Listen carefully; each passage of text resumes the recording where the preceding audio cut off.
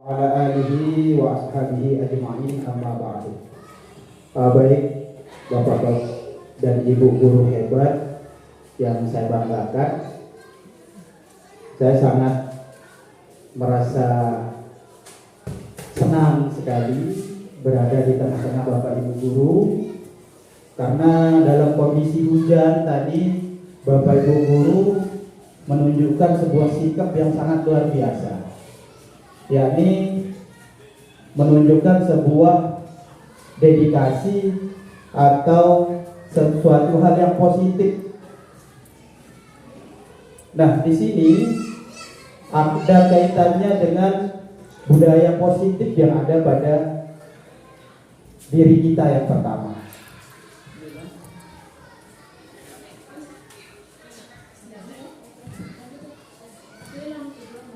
Nah, baik Bapak Ibu, bagi yang berpasangan, kalau bisa duduknya berpasangan, satu dengan yang lainnya, sebentar saja. Ya, ini berkaitan dengan apa yang akan menjadi keyakinan kita nantinya. Ya, sebentar saja.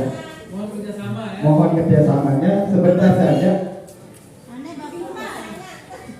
Nah, baik, yang kiri dan yang kanan ini akan memiliki peran yang berbeda Bapak Ibu. Yang pertama adalah saya harap Bapak Ibu di posisi sebelah kanan memegang sesuatu yang bisa Bapak Ibu genggam sepenuhnya. Benda itu Bapak Ibu bisa pegang sepenuhnya. Nah, terserah digenggam sepenuhnya. Jadi barang itu sepenuhnya Bapak Ibu kuasai. Nah, dengan pasangannya yang sebelahnya. Nah, Bapak Ibu sekarang menganggap, ya, kita berpikir bahwa yang kita genggam ini adalah sesuatu yang betul-betul berharga. Anggap saja itu adalah hadiah dari suami atau terbeli sih.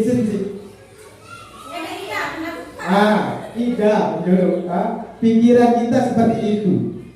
Nah, sekarang ada orang di sebelah kita ini berusaha merebutnya. Coba direbut, Bu. Nah, coba direbut. Di genggaman itu coba direbut. Kalau Bapak Ibu,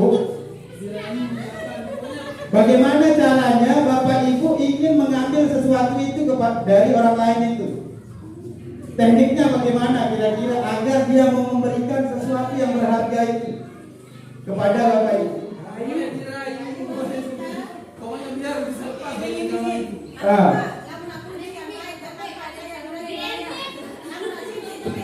Raksa kengiga main kan? Bijir dan nyopol kengiga tidak nyala masih nanti. Ganti si kunci mobil ini masih. Dia yakin bahwa keyakinan kita bahwa kejadiannya bahwa kita akan bertahan terhadap apa yang kita yakini tadi. Terus yang tentunya kita tidak dengan mudah memberikan sesuatu kepada orang lain tersebut. Kenapa? Nah, itu jawab pertanyaannya adalah kenapa? Karena sesuatu yang kita pegang ini adalah sesuatu yang kita yakini bahwa ini adalah hal yang berharga, hal yang positif. Selanjutnya adalah ketika kita yakin terhadap sesuatu yang positif itu, menurut Dainegos menyatakan bahwa ada 3 hal yang dilakukan oleh seseorang dalam melakukan tindakan. Arah telu ia nyuruh dengan itu bergerak atau mau melakukan sesuatu itu. Yang pertama adalah motivasi dari luar atau eksternal. Karena orang itu ingin mendapatkan sesuatu, baik itu dalam bentuk hasil maupun penghargaan. Kira-kira pertanyaan saya sekarang, Bapak Ibu kesini tadi itu motivasinya apa gitu? Apakah karena takut ada kepala sekolah di sana yang menyuruh? Kedua adalah kenapa? Nah, itu yang kita inginkan ada pada diri siswa kita juga.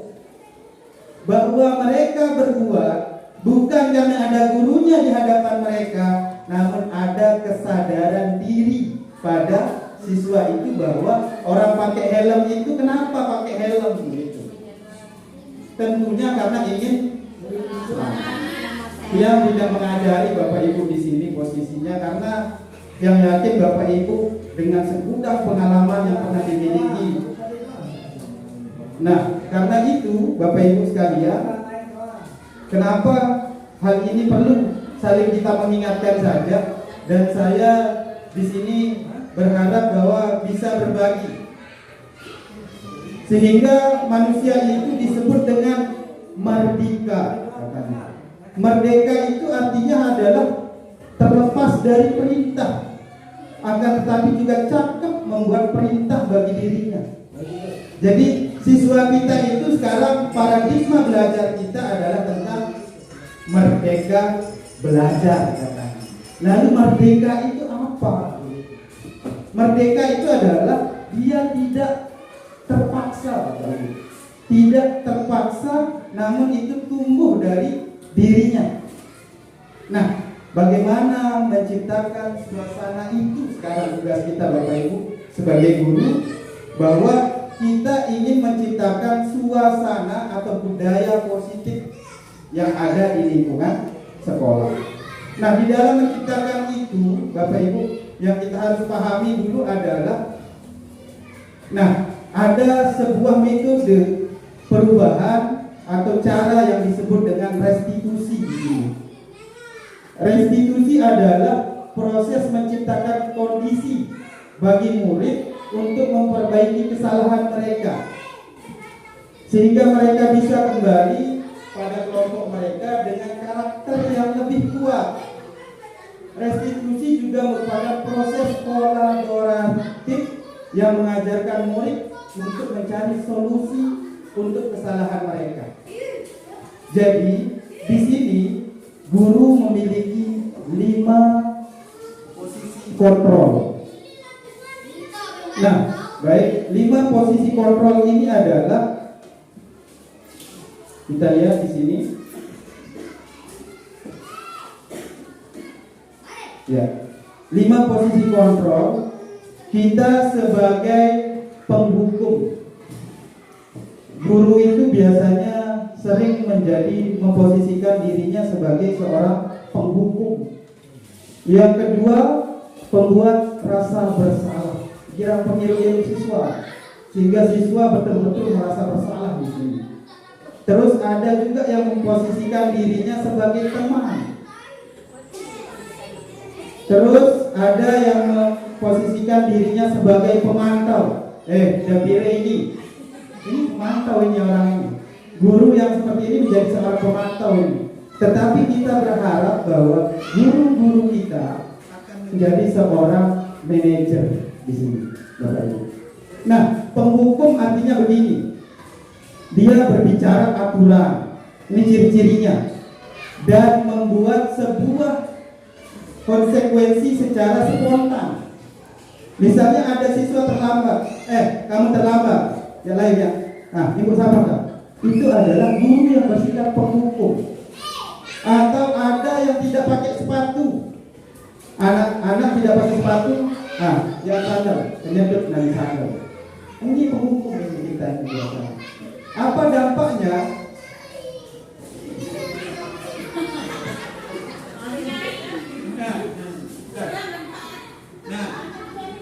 Akan dilanjutkan sebentar oleh rekan di sebelah, karena ini ada iklan sebentar. Jadi Bapak Ibu, saya ulangi lagi sekali agar diperjelas. Ada 5 posisi kontrol. 1 penghukum, kedua adalah pembuat rasa bersalah, yang ketiga teman, yang keempat pengawas atau pemantau, ya. Dia yang terakhir adalah manajer. Nah, nanti lebih detailnya akan dijelaskan, dan untuk sesi tanya jawab nanti kami juga akan berikan Bapak Ibu untuk kita bertukar pikiran. Bukan ada yang menjawab, ada yang bertanya, bukan itu, tapi mari kita bertukar pikiran. Itu karena ini hukuman itu dan penghargaan itu beda tipis Bapak Ibu. Jadi bukan berarti kita tidak menghukum, tetapi memberi hadiah atau penghargaan itu juga menghukum Bapak Ibu. Nah, ini pertanyaan. Saya dulu ketika mendapatkan materi ini juga bertanya-tanya, kok memberi hadiah kepada siswa juga menghukum katanya. Jadi di sini saat kita berulang kali menjanjikan sesuatu hadiah kepada anak-anak agar berperilaku bertanggung jawab, atau kepada seorang murid agar mempelajari sesuatu yang baru, atau kepada seorang karyawan untuk melakukan pekerjaannya agar berkualitas, kita akan berasumsi dalam hati kita bahwa anak itu sebenarnya tidak mau kalau tidak ada hadiah. Sebenarnya Bapak Ibu, kalau kita bayangkan, ketika anak pertama kali belajar merangkai kata dari A, B, C, dan seterusnya, mata mereka berbinar, bercahaya Bapak Ibu. Ketika rangkaian kata itu mereka mampu baca, itu sudah menjadi hadiah yang besar bagi mereka. Tetapi karena kita memberikan sebuah penghargaan, maka hal itu menyebabkan kreativitas mereka itu terhenti begitu saja. Misalnya sekarang dalam ranking Bapak Ibu, ada yang ranking 1. Betul, anak ini memiliki kualitas kognitif yang baik dibandingkan temannya. Kita kasih ranking 1. Lalu yang akan merasa terhukum siapa di sana? Nah, ranking di bawah ranking 1 ini terhukum Bapak Ibu, merasa menjadi orang yang tidak berguna dibandingkan dengan temannya yang lain. Sekali kita memberikan penghargaan sekaligus memberikan hukuman. Anak-anak yang diberikan ranking ini akan tetap tumbuh menjadi anak-anak yang cepat bisa, cepat. Tapi yang tidak dapat ranking ini Bapak Ibu terus saja semakin menurun semakin harinya. Betul atau tidak? Betul. Ada apa? Kenapa? Karena kita tidak memperlakukannya dengan adil dari itu yang pertama. Karena dengan hukuman ini, ya Bapak Ibu, penghargaan ini juga termasuk dalam hukuman. Ada pengaruh jangka pendeknya, ada pengaruh jangka panjangnya. Dari dalam membangun ini semua, Bapak Ibu, ada yang disebut dengan segitiga restitusi. Karena manusia itu memiliki 5 kebutuhan dasar, yaitu ingin disayang. Semua ingin disayang Bapak Ibu. Tidak ada manusia yang ingin direndahkan. Tidak ada orang yang ingin disepelekan. Tidak ada anak yang mau dianggap bodoh. Tidak ada anak yang tidak mau mendapatkan perhatian dari gurunya. Monsa Peter lain kita. Atau kita lebih bersemangat ketika menghadapi dia. Tetapi kalau belum kapan, nah seperti itu. Jadi ini sudah tidak terpenuhi satu kebutuhan kita, yaitu kebutuhan dasar manusia. Kasih sayang itu tidak yang mereka dapat. Semua orang ingin berkuasa Bapak Ibu. Siapa yang tidak ingin berkuasa? Mendapatkan hak yang sama itu semua orang ingin. Semua ingin senang Bapak Ibu. Bukan kita saja yang ingin senang, semua orang ingin senang. Bebas menentukan jadi apa dan bagaimana itu kita semua punya itu. Itulah yang menjadi 5 dasar ini yang akan kita terapkan kepada siswa, sehingga terbentuklah dari 5 kontrol ini terbentuk yang namanya segitiga restitusi. Tapi dalam membentuk segitiga restitusi ini, langkah-langkahnya adalah pertama membangun keyakinan kelas. Apa kira-kira di kelas itu yang sama-sama diyakini oleh siswa dulu? kebenarannya. Contoh saja, kebenaran absolut itu begini Bapak Ibu. Maling ada kedua, masih 1 tambah 1 piring, 2 ada jawab.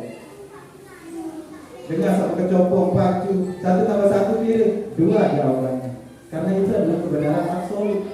Nah, kebenaran absolut inilah yang menjadi sebuah keyakinan yang sama-sama diyakini kebenarannya. Itu menjadi keyakinan kelas. Kira-kira sekarang ditanya, apa boleh kita ngomong di dalam kelas ketika Bapak Ibu menjelaskan? Saya yakin semuanya akan menjawab, tidak boleh. Nah, itu menjadi sebuah keyakinan yang harus dibentuk di dalam kelas itu. Baru setelah keyakinan itu dibentuk, Bapak Ibu, maka kita membuat aturan di dalam kelas itu. Kesepakatan, bukan aturan ya, tapi disepakati antara guru dengan siswa. Pernah tidak kita bersepakat dengan siswa kita dalam membuat aturan? Kamu deh bersepatu, sedangkan di aturan atau kesepakatan kita tidak pernah kita buat bahwa siswa harus pakai sepatu ke sekolah. Pernah tidak? Tidak pernah kita. Kita menghukum orang, menghukum anak tanpa pernah mereka mengetahui apa kesepakatannya.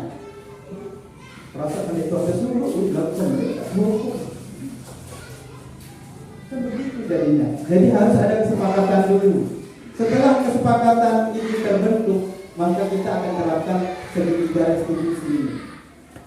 Di kelas disepakati dengan siswa apa yang akan kita yakini kebenarannya itu. Setelah kita yakin kebenarannya itu, maka kita bentuk yang namanya kesepakatan kelas. Nah, di kesepakatan kelas ketika ada yang tidak melakukan itu, maka kita akan terapkan segitiga restitusi. Pertama adalah validasi kebutuhan. Menstabilkan identitas yang pertama. Kenapa dia melakukannya? Itu hal yang pertama kita tanya. Misalnya ada anak telat Bapak Ibu. Kamu telat lecet. Mulai berkasuh telat-telat. Tapi hal yang pertama adalah yang dilakukan di sini adalah menstabilkan. Apa itu? Buat dia tidak merasa bersalah dulu. Artinya adalah buat mereka tidak merasa bersalah. Artinya adalah bahwa semua orang pernah salah. Karena apa? Kita kadang juga siswa kita hukum kalau terlambat. Tapi kalau gurunya terlambat, dihukum bagaimana? Mau siswa terlambat kita jeluk. Mau guru terlambat dia mah dijeluk-jeluk. Tidak adil juga kan? Jadi tiang kalau masalah terlambat dia semel hukum kanan. Karena apa? Ada setelah itu konsekuensinya. Ya, disiplin yang pertama itu adalah dari diri kita sebenarnya. Iya, itu yang dulu baru ke